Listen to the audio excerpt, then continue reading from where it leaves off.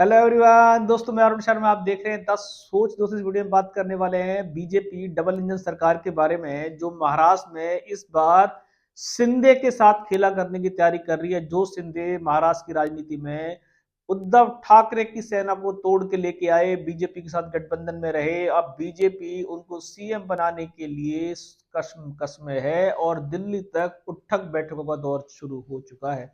दोस्तों, अगर आप चैनल पहली बार है, जुड़ सकते हैं सारी वीडियो को। दोस्तों, बात करते हैं महाराष्ट्र की राजनीति, जो इस बार गर्माती जा रही है, चाहे चुनाव से पहले हो चुनाव के बाद हो।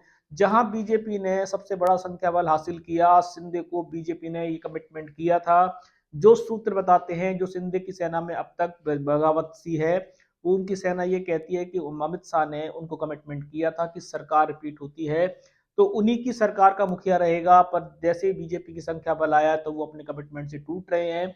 ऐसा ही हाल पिछली बार जब बीजेपी की सरकार बनी थी, उद्धव ठाकरे का था। उन्होंने बीजेपी सरकार को छोड़ना मुनासिब समझा, पर उन्होंने एक शब्द बार बार कहा था कि अमित शाह ने उनको 2.5 साल का मुख्यमंत्री कहा था।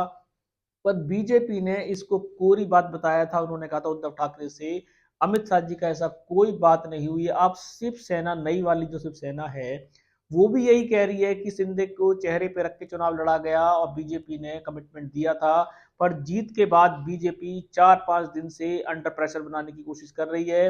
बार बार जेपी नड्डा से, अमित शाह से, मोदी जी से मुलाकात के बहाने बनाए जा रहे हैं। दिल्ली में उठक बैठक कराई जा रही है। क्या बीजेपी इस ढंग से राजनीति करेगी कि चुने हुए नेता को भी मुख्यमंत्री बनाने के लिए उनसे कमान छीन लेगी? और अब देखा जाए तो बीजेपी सत्ता की चाबी देवेंद्र फडणवीस को देना चाहती है, जो देवेंद्र फडणवीस महाराष्ट्र की राजनीति में पहले भी कुछ नहीं कर पाए थे।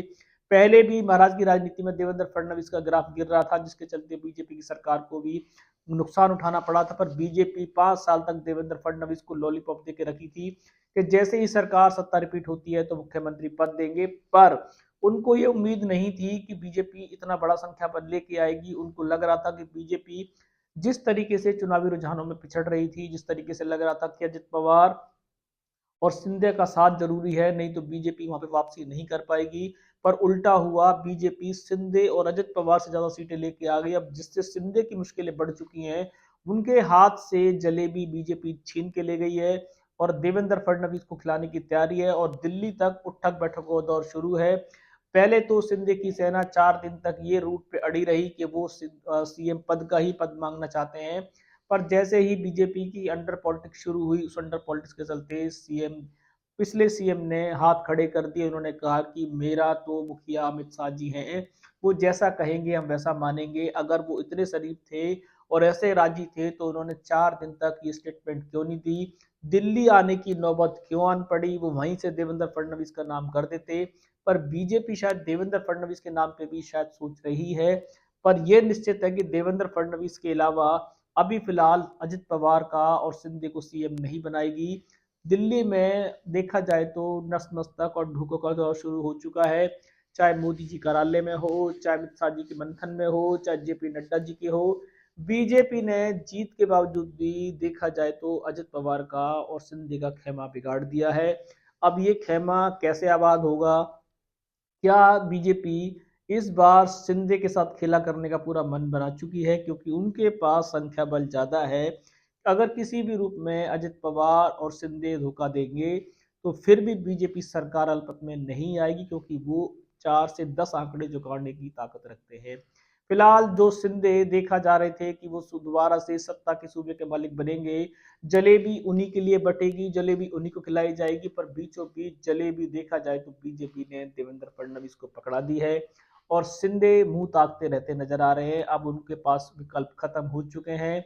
भले ही अमित शाह जी ने या किसी और बीजेपी के नेता ने उनको एक लॉलीपॉप दिया हो कि सत्ता रिपीट होने पर आपको सीएम बनाया जाएगा, पर वो अपने वादों से मुकर रहे हैं। और अब ये मुकरना शायद दिल्ली में आके उनसे और कुछ अंडर प्रेशर की पॉलिटिक्स की बात हो रही है, क्योंकि उनका लड़के की राजनीति की अभी पारी शुरू हुई है। वो नहीं चाहते कि उद्धव ठाकरे की तरह अपने और अपने लड़के का जीवन बर्बाद कर ले।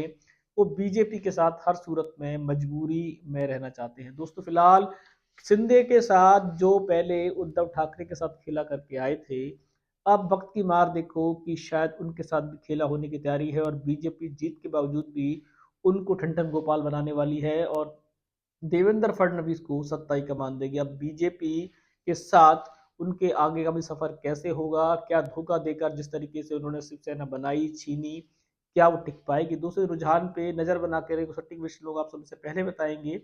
अगर आप चैनल पहली बार है, जुड़ सकते हैं सारी वीडियो को। दोस्तों मैं अरुण शर्मा लूंगा नई सोच के साथ। अपना ध्यान रखें। नमस्कार।